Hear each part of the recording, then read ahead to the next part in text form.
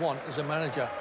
He rolls his sleeves up and he proves to the manager that he does a bit of a start, and I would be very, very surprised next week if he doesn't start. Would you? Because he scores goals and he assists goals. He's a good team man with a lot of quality. He knows how to play that position. He comes into them areas, into them little pockets where it's hard to mark, always threatens the goal. For me, he's a top draw player.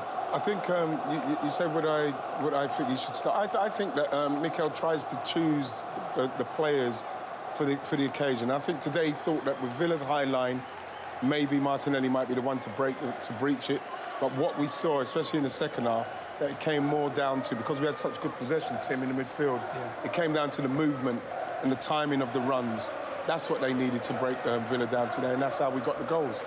And what we're seeing now is just what this victory means to these Arsenal players. They're not just remembering what happened last season against Villa, they're remembering how close they came to winning the title. They can't afford to drop points, and this was a big statement today, Tim. They all know, everyone associated to the football club, including the fans who have travelled there to watch them today. They know how difficult this fixture is, so, certainly early on in the season as well. And if you drop any points against that team like Man City, then it's hard to catch them up. So it's really important to win every game. And then when you play your head-to-heads against Manchester City, you need to beat them. It's as easy as that.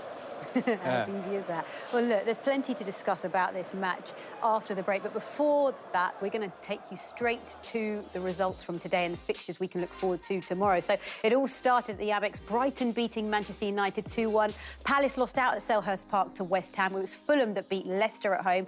Manchester City 4-1 against Ipswich, although Ipswich did go ahead in that game to the delight of their fans. But it was Erling Haaland, of course, that came back and scored a hat-trick.